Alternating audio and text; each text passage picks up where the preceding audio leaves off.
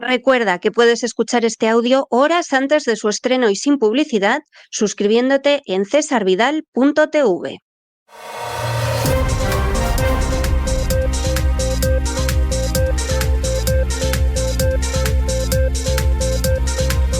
Las noticias del día.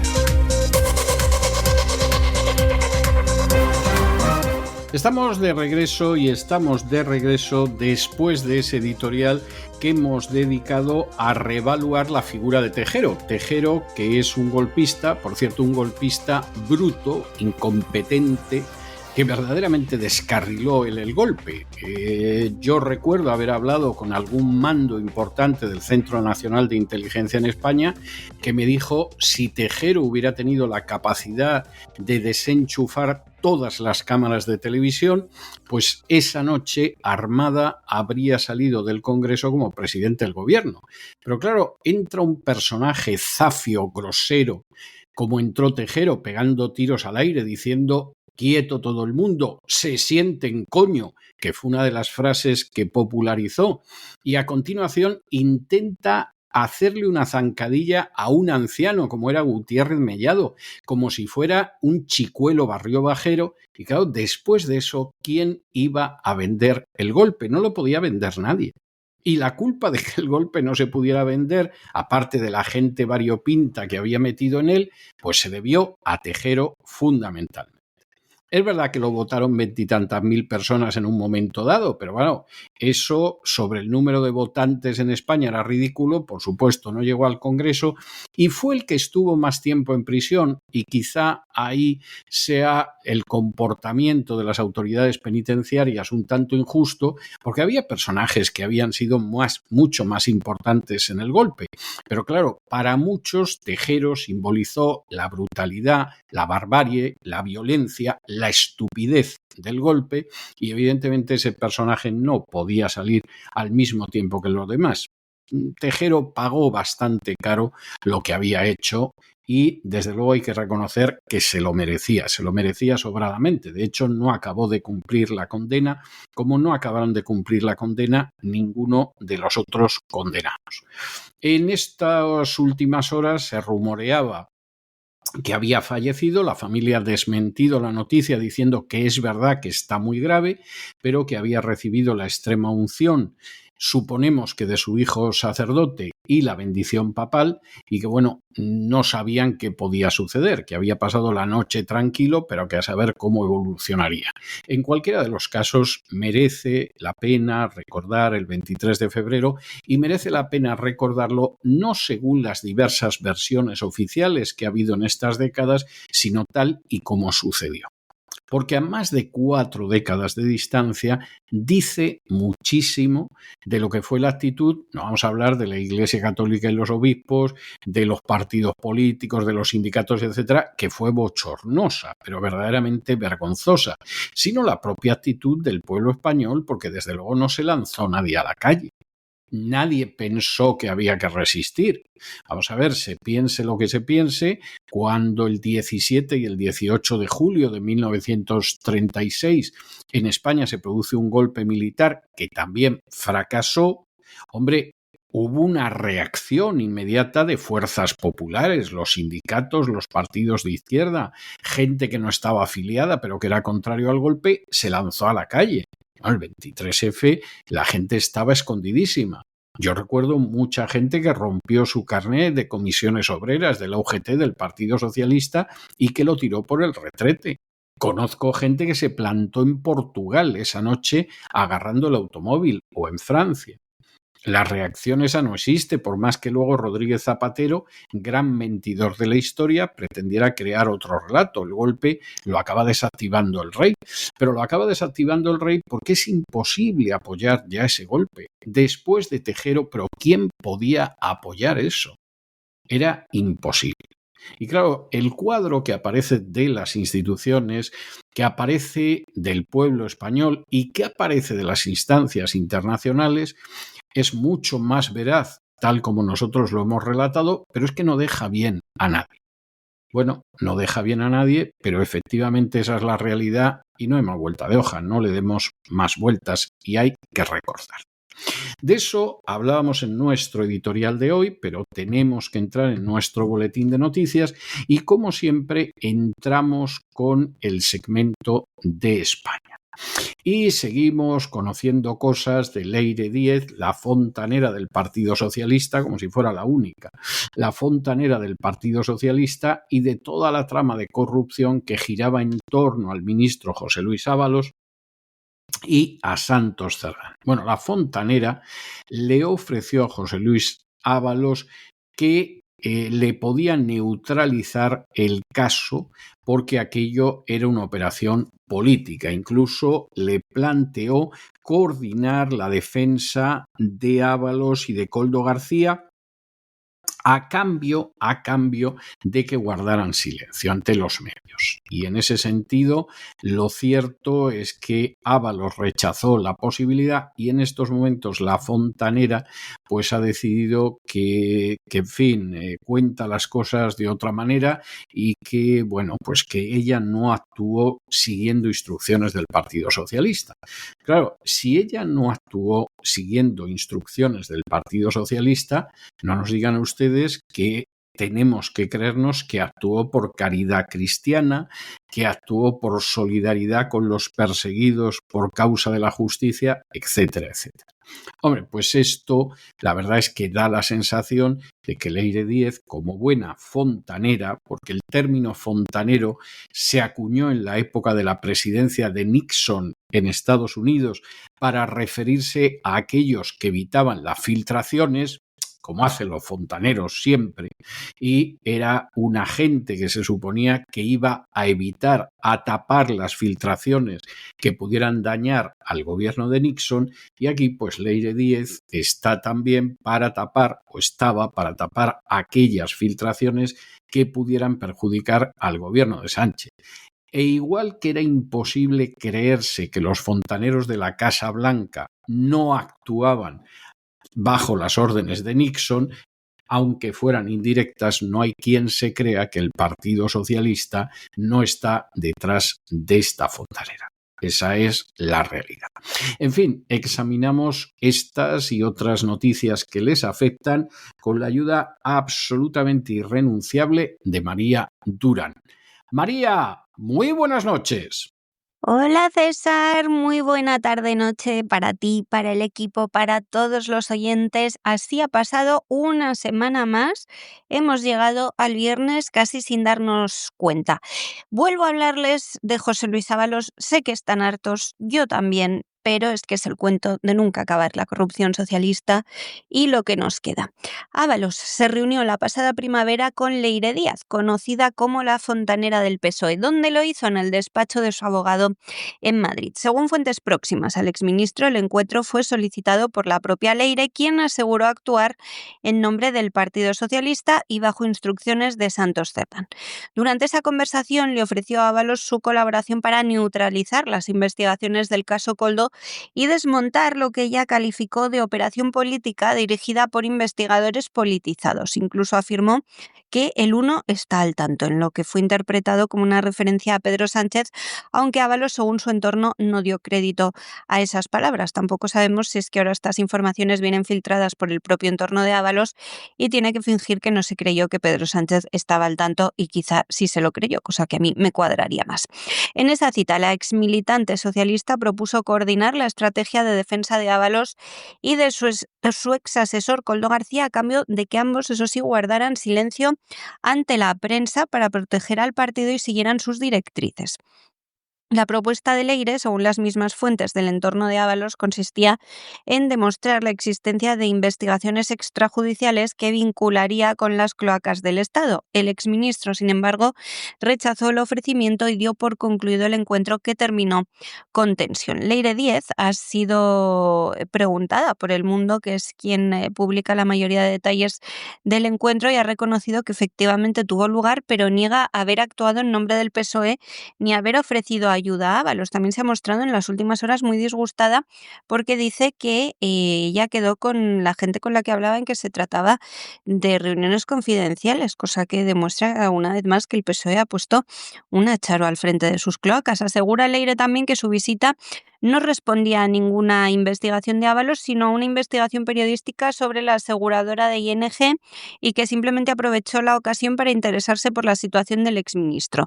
Admite, sin embargo, que hablaron de las cloacas del Estado, pero matiza que fue en términos generales y como refiriéndose a hechos del pasado. El encuentro con Ábalos se produjo en un contexto en el que Díez también trató de acercarse a Koldo García, quien pidió información sensible contra la Guardia Civil a través de mensajes de WhatsApp. Paralelamente, Ábalos rompió con su abogado, José Aníbal Álvarez, unos meses después, hace poquitos días, después de mantener una reunión con la letrada de Koldo. Esto se lo cuento ahora con más detalle porque parece que también estuvo implicada de alguna manera Leire. Sobre las consultas con Koldo, el entorno del exasesor vinculan estos episodios a una estrategia más amplia destinada a presentar el caso Koldo como una persecución política a Ábalos y Koldo. De hecho, expertos juristas apuntan a que tanto la defensa de Ábalos como la de Koldo García y Santos Cerdán, ahora en prisión provisional, lo que buscan fundamentalmente es, con sus alegatos, sembrar la idea de que todo ha sido una causa fabricada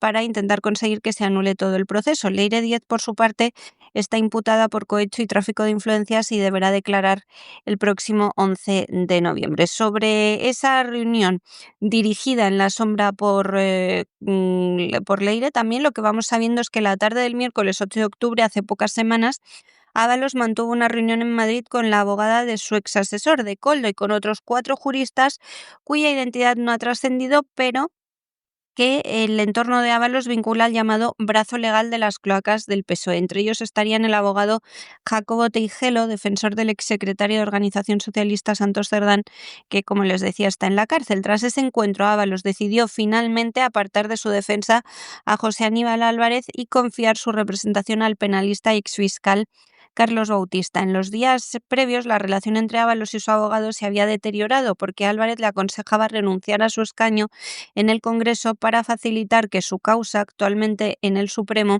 regresara a la Audiencia Nacional, donde podría tener un recorrido más favorable. Sin embargo, el exministro se niega tajantemente, alega motivos económicos y personales. Dice que de qué va a vivir sin el sueldo como diputado. Esto es lo que han filtrado también fuentes de su entorno. Su letrado le recordó que su labor consistía en ofrecerle asesoramiento jurídico, no en resolver sus problemas financieros, y aquella discrepancia terminó por fracturar la relación el 8 de octubre, cuando ya estaba al límite, y precipitó el cambio de estrategia legal de Ábalos para aceptar la que había intentado imponerle precisamente la dirigente de las cloacas del PSOE, la fontanera Leire Díaz, con esta propuesta de unificar su defensa y la de Ábalos. Con este nuevo abogado que ha contratado a Ábalos, parece ser que efectivamente lo que se va a intentar es demostrar que, según ellos, todo habría sido una causa política. Bueno, y continuamos con la trama de corrupción que no acaba, porque la gerente del Partido Socialista, Ana María Fuentes, ha acudido a la comisión del Senado sin documentación para asegurar que no existe una caja B del partido. Ya se pueden ustedes imaginar que, hombre, a estas alturas creer que no existe una caja B del partido, pero no del Partido Socialista, del resto de los partidos, hay que ser muy ingenuo para no creérselo. Ha procurado salir de la mejor manera, porque, hombre, lógicamente la señora Fuentes tampoco quería quedar mal. Ha dicho que si el Tribunal Supremo solicita las cuentas del Partido Socialista, pues ahí van. Y bueno, aunque haya sido de manera elusiva, Ana María Fuentes algo ha contestado, porque el que no ha dicho ni pío ha sido Mariano Moreno. Ya saben ustedes, este mocetón que empezó a trepar puestos en el Partido Socialista porque era homosexual, que por lo visto algunos consideran que es una cualidad para ascender en política, que fue el antecesor de Ana María Fuentes y que en un momento determinado, cuando empezaron a salir las noticias de corrupción, lo quitaron de ahí, lo nombraron presidente de NUSA, donde se embolsa todos los años del orden de $250,000, que bueno, no está mal, no está mal. Bueno, Mariano Moreno se ha negado a responder en el Senado, ha dicho que, en fin, él hasta que declare ante el juez que no va a declarar nada, lo cual es bastante discutible, para qué nos vamos a engañar, y lo único que ha conseguido Mariano en este caso ha sido convencer a la gente de que claro que existe una contabilidad B del Partido Socialista. Pero vamos a ver, seamos sinceros, ¿quién se cree que no existe una contabilidad B no del Partido Socialista, sino de los partidos políticos en general? A ver, ¿quién se lo cree? Y de una charo del PSOE a otra, la comparecencia de Ana María Fuentes, gerente del Partido Socialista en la Comisión de Investigación del Senado este jueves, dejó más sombras que certezas. Su declaración se resumió en una frase que pronunció avanzada la tarde de ayer. No creía que tenía que traer ninguna documentación. Al igual que Pedro Sánchez y otros dirigentes socialistas, Fuentes se defendió que no existe ninguna caja B en el partido y confió en que su palabra bastaría para zanjar las sospechas. Sin embargo, su actitud generó mucho revuelo entre los senadores de la oposición, especialmente del PP, Vox y UPyN, que cuestionaron la falta de pruebas y la ambigüedad de sus respuestas. Durante la sesión, Fuentes evitó asumir responsabilidades directas, ofreció explicaciones en todo momento imprecisas sobre la gestión económica del Partido Socialista, negó haber sido propuesta para el cargo por el hoy encarcelado Santos Cerdán y aseguró que fue la Comisión Ejecutiva Federal quien la designó. También afirmó que el PSOE nunca ha recibido un requerimiento formal de la UCO y prometió colaborar encantada si el Tribunal Supremo solicita los registros contables, lo que parece ser que después de sus palabras va a ocurrir. Es lo que es la puerta que han abierto sus declaraciones, que el juez Leopoldo Puente pueda requerir al partido todos sus movimientos financieros en el marco de la investigación para determinar si existió una contabilidad paralela. El Partido Popular, que actúa como acusación popular junto a Vox y UPN, ha pedido formalmente al Supremo que el PSOE entregue todos sus extractos y movimientos de caja desde 2017, antes de que declaren el exgerente Mariano Moreno y la secretaria Celia Rodríguez, los dos que en teoría repartían los sobrecitos. Desde la UCO han revelado las irregularidades en las cuentas de José Luis Ábalos. Los populares, por su parte, insisten en que Ferraz debe ahora demostrar de dónde procedía el dinero en efectivo con el que se pagaban dietas y otros gastos. Fuentes, la gerente socialista, sostuvo que nunca se retiró dinero de cajeros, sino que el partido pedía remesas al banco mediante empresas de transporte de fondos y que cada euro tiene un origen legítimo. También incurrió en contradicciones sobre los pagos al presidente del gobierno. Primero aseguró que Pedro Sánchez nunca había recibido dinero en efectivo del partido, luego rectificó y reconoció que, al igual que otros trabajadores de la organización, ha podido cobrar en metálico en algunas ocasiones, aunque defendió que los pagos en efectivo eran excepcionales y no supo precisar cuánto dinero circulaba físicamente por Ferraz ni qué altos cargos habían cobrado de esa forma. Se limitó a decir que existiría una lista con los nombres. Su antecesor, el ya famoso Mariano Moreno, al que no conocíamos hasta hace unos días, compareció antes que ella, optó por no declarar. El actual presidente de NUSA dijo que no iba a responder a las preguntas de los senadores, alegando que hablará primero ante el juez porque está citado. Esa actitud, pues sumada a las contradicciones de Fuentes, lo que hace es reforzar esas sospechas que todos tenemos sobre la posible caja B en el PSOE. La comisión se prolongó durante 3 horas, terminó dejando al descubierto la falta de transparencia de la dirección socialista y elevó la presión sobre el gobierno en vísperas del interrogatorio al propio Pedro Sánchez en el Senado, que ya saben, se va a producir la semana próxima. Es uno de los temas de los que estamos especialmente pendientes para los próximos días. Y nos vamos de España a Hispanoamérica y nos detenemos en Cuba, donde el sistema eléctrico se ha vuelto a colapsar. En este caso, la última vez ha dejado sin luz a más del 50% de la isla, incluyendo zonas de La Habana. El fallo parece ser que se debe a causas técnicas, sería una caída en la carga de una central termoeléctrica del oriente de la isla y lo cierto es que esto se ha traducido en la desconexión de subestaciones claves. Pero la verdad es que desde hace más de un año Cuba viene arrastrando una gravísima crisis energética. En algunos casos se han producido hasta apagones de hasta 20 horas al día, lo cual es tremendo. Y esto por una sencillísima razón, por el hecho de que la infraestructura termoeléctrica de la isla se da la circunstancia de que es muy obsoleta y para terminarlo de arreglar ha llegado la tormenta tropical Melissa, que verdaderamente en el caso de Cuba es terrible, pero no hay manera de que se libre de una sola tormenta tropical convertida no pocas veces en huracán. Eso pasa por la isla y pasa con consecuencias absolutamente devastadoras. Esta es la realidad. Suponemos que habrá gente que achaque esto al gobierno cubano. Bien, puede ser, evidentemente el gobierno cubano no lo ha hecho ni mucho menos bien. Pero hay que decir al mismo tiempo que desgraciadamente hay otros países de Hispanoamérica donde no tienen al gobierno cubano y cada vez que se produce un desastre natural tiene consecuencias pavorosas y no solamente en el tendido eléctrico. Y no se puede culpar al comunismo de que suceda algo así. Caso de Cuba, bueno, si queremos hacerlo, lo hacemos, pero claro, en el caso de México o de Perú o de otros países donde los desastres naturales en muchas ocasiones no solamente conllevan incomodidades y carencias físicas, sino incluso la destrucción de vidas humanas, pues hombre, que no nos empeñemos, que al final la naturaleza es la que es. Desgraciadamente los gobiernos, sean del signo que sean, gestionan muy mal la defensa frente a estos avatares, pero hombre, no pretendamos que las tormentas tropicales también las crea el Partido Comunista. De nuevo, malísimas noticias desde Cuba. Lo que llevan viviendo los pobres cubanos con el sistema eléctrico los 2 últimos años es una tortura, un martirio que se une a esa dictadura asesina de más de 50 años.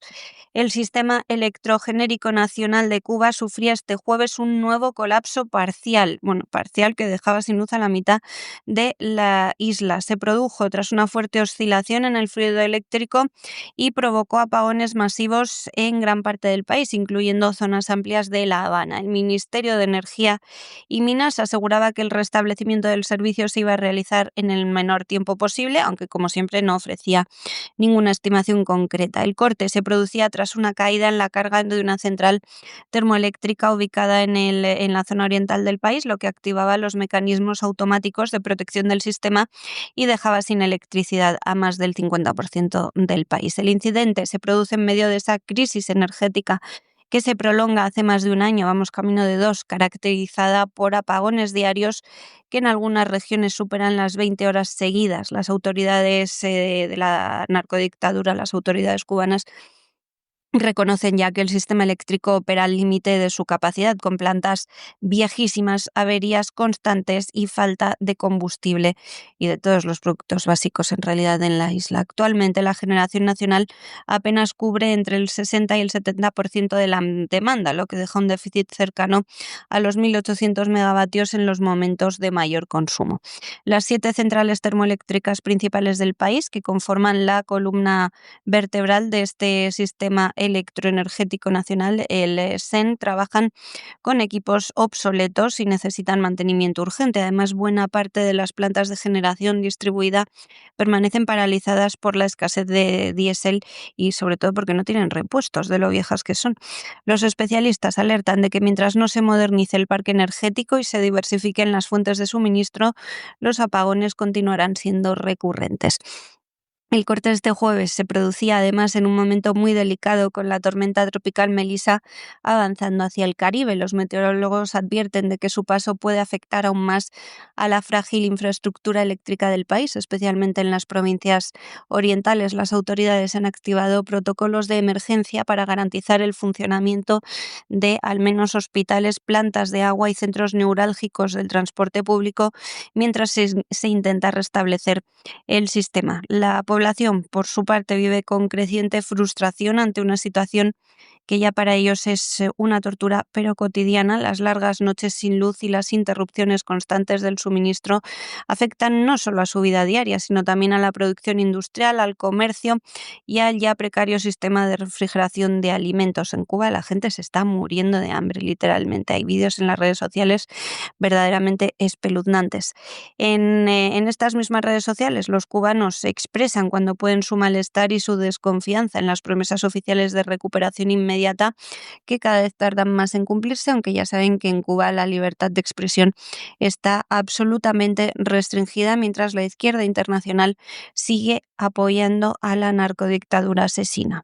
Y de Cuba nos vamos a Argentina, donde Milei ha nombrado a Pablo Kirno, actual secretario de Finanzas y figura central del equipo económico, como nuevo ministro de Relaciones Exteriores tras la renuncia de Gerardo Bertein.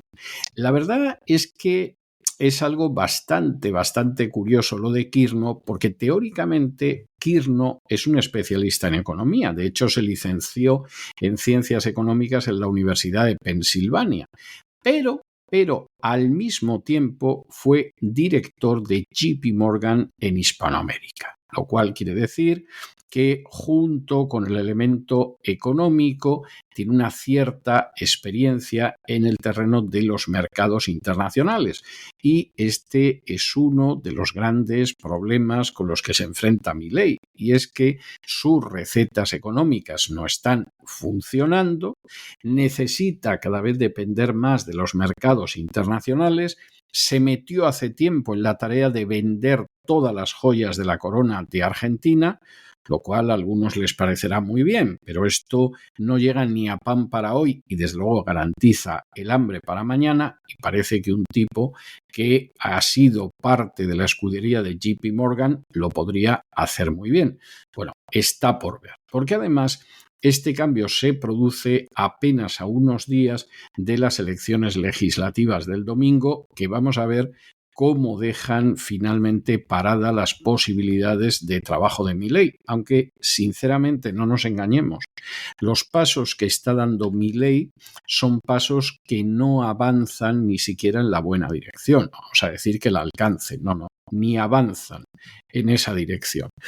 Y verdaderamente la situación de Argentina es todo menos para lanzar cohetes. Lamentamos muchísimo esto, porque además en Argentina, quien ahora se dirige a ustedes, tiene muy buenos amigos, es un país que le gusta mucho, le tiene un cariño entrañable, pero bueno, una cosa es la realidad privada y otra es el análisis público. Y el análisis público en relación con Argentina no permite, bajo ningún punto de vista, ser optimista.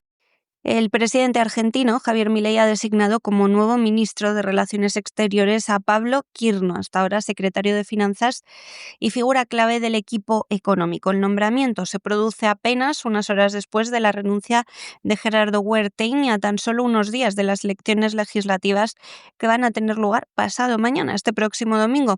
Van a ser una cita decisiva para el futuro político del mandatario y la consolidación de su proyecto libertario, porque todo indica que le van a pegar un baño los kirchneristas, y no por mérito de ellos, de la ultraizquierda, sino más bien por los casos de corrupción que han rodeado a Milei.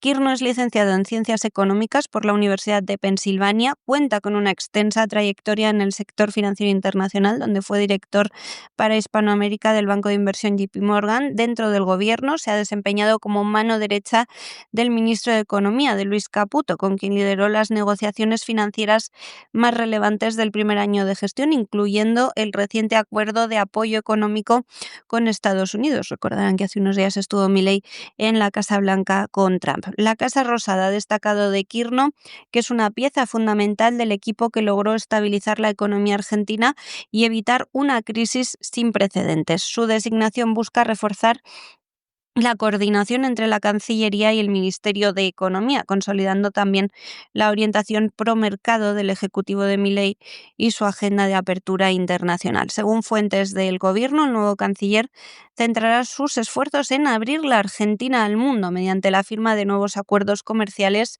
y la integración de los productores nacionales en los mercados. Su objetivo será impulsar las exportaciones, atraer inversores y fortalecer los vínculos con los países occidentales, en línea con la estrategia económica del gobierno. Ya nos imaginamos que con España no. Con este movimiento, Milei apuesta por un perfil técnico y de confianza personal para dirigir la política exterior en un momento político, como decimos, muy sensible para él. Y es que estamos ya no a pocos días, estamos a horas de las elecciones legislativas, en las que el presidente busca transmitir una imagen de tranquilidad, de estabilidad y de coherencia en su gabinete, mientras Argentina se prepara para un nuevo test electoral que podría redefinir por completo el equilibrio de poder en el Congreso, ya que si Milei durante los 2 últimos años de mandato no tiene mayoría parlamentaria, no podrá seguir con sus reformas económicas. Y de Hispanoamérica nos vamos a el terreno de la información internacional y empezamos con Estados Unidos, porque Trump ha cancelado las negociaciones comerciales con Canadá tras un anuncio antiaranceles con imágenes de Donald Reagan, lo cual es algo tremendo. ¿En qué consistía el anuncio? Hombre, pues en el anuncio aparece la voz del fallecido presidente Reagan criticando los aranceles. Un discurso allá a lo lejos del año 1987. ¿Esto tiene una lógica? Hombre, sí, tiene una lógica. Reagan era republicano, era contrario a los aranceles, porque sobre todo se refería a los aranceles que se podían oponer a las exportaciones americanas, porque esta ha sido una política muy típica de Estados Unidos y Milei, que es tan libertario, debería conocerla. Y es que Estados Unidos siempre ha tenido una política contraria a los aranceles frente a sus exportaciones y muy favorablemente dispuesta hacia los aranceles frente a las importaciones. De hecho, el gran desarrollo industrial de Estados Unidos en el siglo XIX se produce no con la política libertaria que defiende Milei, se defiende sobre la base de una política muy proteccionista de Estados Unidos. De hecho, la misma guerra civil americana tiene que ver muy de soslayo con la esclavitud. La guerra civil americana tiene que ver fundamentalmente con la política proteccionista encaminada a defender a la industria del norte del país.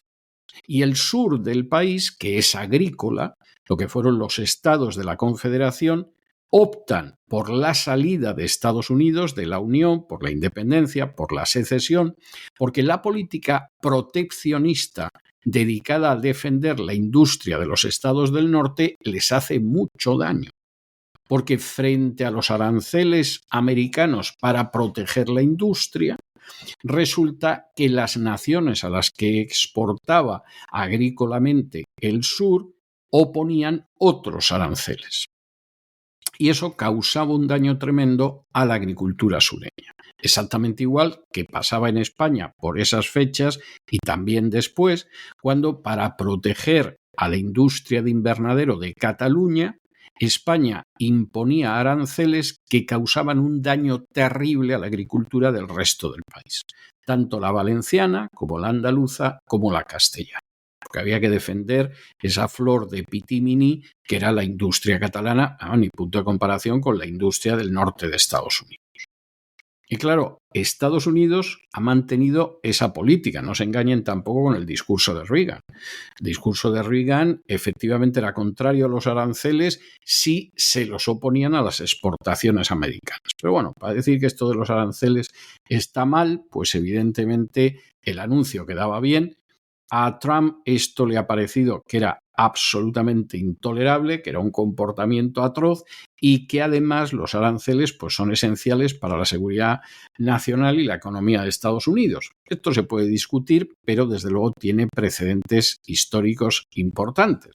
Y de momento las conversaciones con el Canadá pues han quedado interrumpidas. A todo eso, la cosa tiene su aquel, porque precisamente el Canadá es conocido como el Estado 51 de la Unión. La economía de Canadá es totalmente dependiente de la de Estados Unidos.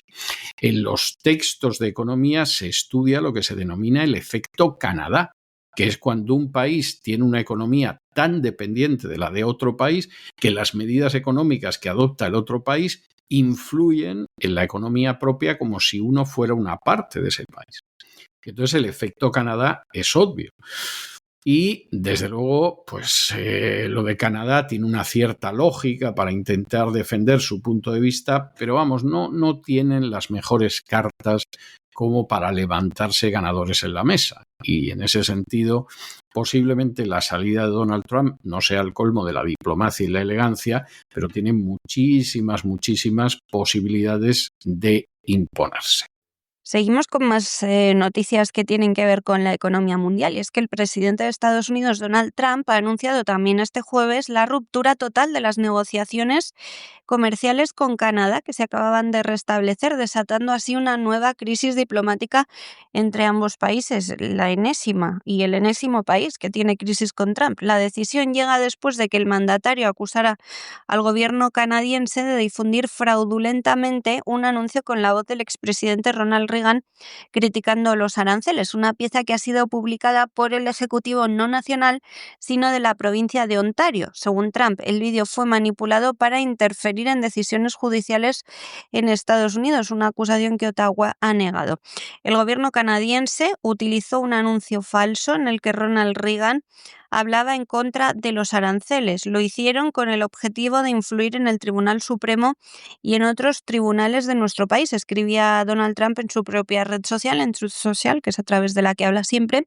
El presidente estadounidense también aseguraba que la producción del vídeo, al que atribuye un coste de $75 millones, cosa que parece un poquito exagerada, representa un comportamiento atroz hacia Estados Unidos, una provocación directa, y dice que justifica así el fin de todas las conversaciones comerciales bilaterales. El anuncio en cuestión fue difundido el 16 de octubre por el primer ministro de Ontario, Doug Ford, y muestra escenas de trabajadores y familias canadienses mientras se escucha un fragmento de un discurso de Ronald Reagan de 1987, reordenado para resaltar los riesgos de los aranceles. En el mensaje original, el expresidente Reagan advertía de que los aranceles altos conducen inevitablemente a represalias, guerras comerciales y pérdida de empleos, una idea que el spot canadiense utilizaba para criticar la política proteccionista de Trump. Sin embargo, la Fundación Presidencial Ronald Reagan ha denunciado también que el gobierno de Ontario no solicitó ni recibió autorización para usar la voz del exmandatario y estudia emprender acciones legales. La verdad es que los norteamericanos, los estadounidenses, se toman a veces las cosas de una manera. Trump defendía nuevamente su política arancelaria al afirmar que los aranceles son esenciales para la seguridad nacional y para proteger la economía estadounidense. Esta ruptura llega en un momento de tensiones crecientes entre Washington y Ottawa, después de que la automotriz Stellantis anunciara el traslado de parte de su producción desde Canadá hacia Estados Unidos, como una medida que el gobierno canadiense atribuye precisamente a las políticas comerciales de la Casa Blanca. Este episodio marca otro giro abrupto en las relaciones entre los dos países, que tan solo una semana antes habían empezado a retomar el diálogo. En su último encuentro en Washington, Trump y el primer ministro canadiense Mark Carney habían destacado su buena sintonía y habían prometido ante los periodistas encontrar una fórmula para resolver las diferencias. Ahora, con esta suspensión unilateral por parte de Trump de las conversaciones, este futuro de las relaciones comerciales entre Estados Unidos y Canadá queda no en entredicho, sino directamente en punto muerto. Veremos cómo se soluciona. Y nos vamos de Estados Unidos a Oriente Medio, pero sin separarnos de Oriente Medio, porque el Parlamento del Estado de Israel, la Knesset, ha aprobado en primera votación una ley que permitiría la anexión de Cisjordania. Es decir, lo que está más claro que el agua, que Cisjordania, que sería la base territorial de un Estado palestino, de una Palestina que ha sido reconocida como Estado por la inmensa mayoría de la comunidad internacional, de hecho es excepcional quien no ha reconocido a Palestina como Estado, por supuesto Israel no, y por supuesto Estados Unidos tampoco, pero luego hay 3 o 4 paisillos en la misma línea. La comunidad internacional ha reconocido a Palestina como Estado. Bueno, pues la manera de que no exista tal Estado es la anexión formal de Cisjordania en contra del derecho internacional. ¿Qué pasa? Hombre, pues que ahí, lógicamente, Washington tiene que hacer algo. Entonces, el secretario de Estado, Marco Rubio, que en Oriente Medio pinta menos que la Tomasa, la de los títeres, que diría un castizo, y el vicepresidente Vance, pues han dicho que esto no puede ser porque esa medida amenaza el alto el fuego en Gaza como si eso le importara lo más mínimo al gobierno de Netanyahu. Claro, en el caso de Vance, como en el caso de Vance, tiene mucho interés en que el plan de paz de Donald Trump parezca que sale bien. A fin de cuentas, Vance basa su posibilidad de ser el próximo presidente de Estados Unidos en que Donald Trump lo haga moderadamente bien en los próximos 3 años, pues Vance ha salido diciendo que eso es una estupidez. Pero la realidad es que el Estado de Israel, en contra de lo que estima el derecho internacional, no digamos ya los acuerdos de Oslo, que los ha matado hace décadas, tiene más de 500.000 de colonos asentados en Cisjordania. Esto es contrario al derecho internacional. Es más, esto se considera, de acuerdo a la Cuarta Convención de Ginebra, un crimen de guerra, porque no se puede en un territorio ocupado, como de hecho es Cisjordania, y de hecho el Estado de Israel lo trata como un territorio ocupado. La forma en que se aplica la legislación no garantiza en Cisjordania una igualdad de derechos a los árabes, sino que están sometidos a una ocupación militar, legalmente es así. Claro, no se puede trasladar a tus propios nacionales a un territorio ocupado por operaciones de guerra. Claro que eso es lo que dice el derecho internacional, pero el Estado de Israel no ha sido nunca sensible al derecho internacional. Esa es la situación. Y ya se pueden ustedes imaginar que esto coloca la situación en Oriente Medio pues bajo una luz todavía más grave, porque aquí se trata de aplicar la política de los hechos basada en la violencia más descarnada y más brutal para al final imponer nuestra voluntad por encima de cualquier otra consideración. Lo cual es como mínimo, bastante discutible. Y el frágil equilibrio entre Israel, Estados Unidos y Palestina se vuelve a ver sacudido en las últimas horas. ¿Por qué? Pues porque se ha tramitado y aprobado de manera preliminar por parte del Parlamento israelí, la Senet, una ley que permitía la anexión formal de Cisjordania. Sí, el movimiento ha estado promovido por diputados de partidos de derecha nacionalista, no del propio Netanyahu, pero esto ha generado una fuerte reacción en Washington, que lo considera una amenaza directa al alto el fuego vigente en Gaza y al plan de paz impulsado por el presidente Donald Trump. De hecho, el secretario de Estado, Marco Rubio, y el vicepresidente J.D. Vance se encuentran ahora mismo en Israel en el marco de una visita oficial destinada precisamente a intentar reforzar ese frágil acuerdo de cese el fuego entre Israel y Hamás. Desde ahí ambos se expresaron con mucha firmeza sobre su rechazo a esta iniciativa. El presidente ha sido claro: no apoyamos este paso en este momento, creemos que puede poner en peligro el proceso de paz, decía Marco Rubio en una rueda de prensa en Tel Aviv. Vance, por su parte, iba un paso más allá, era todavía más directo al calificar la propuesta como una maniobra política estúpida y afirmaba que Cisjordania no va a ser anexionada por Israel. Esa sigue siendo y será la posición de la administración Trump, decía. La propuesta legislativa, aprobada en una ajustada votación de 25 votos a favor y 24 en contra, busca aplicar las leyes y la soberanía del Estado de Israel a los asentamientos de Judea y Samaria, nombre bíblico con el que el gobierno israelí se refiere a Cisjordania. Aunque la medida se encuentra en una fase inicial y aún requeriría 3 votaciones adicionales para entrar en vigor, su sola aprobación preliminar ha encendido las alarmas en Estados Unidos y en algunas otras capitales occidentales y ha desatado protestas en los territorios palestinos.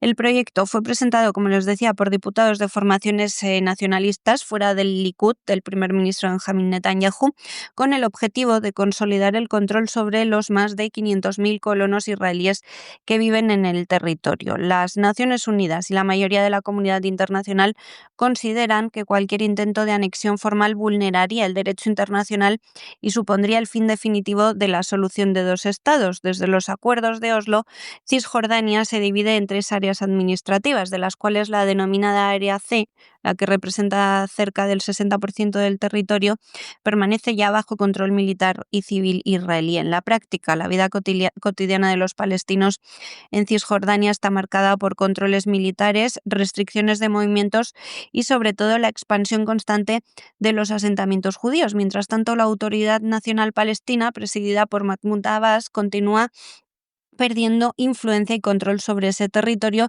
mientras en Gaza Hamás mantiene el control del poder político.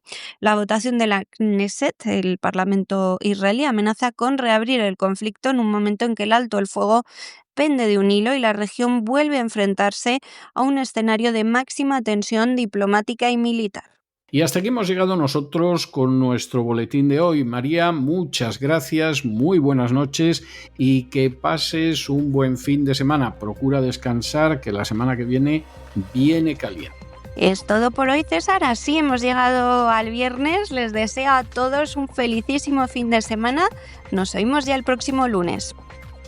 Y ustedes no se nos vayan porque ya se divisa sobre la línea del horizonte la silueta gallarda de don Lorenzo Ramírez, que con paso firme y decidido se dirige hacia el avión del Despegamos para contarnos de qué va a ir el gran reseteo de este fin de semana en cesarvidal.tv. Y después tendremos una de esas entrevistas más que especiales que tenemos todos los viernes por la noche. De manera que no se nos vayan, que regresamos enseguida.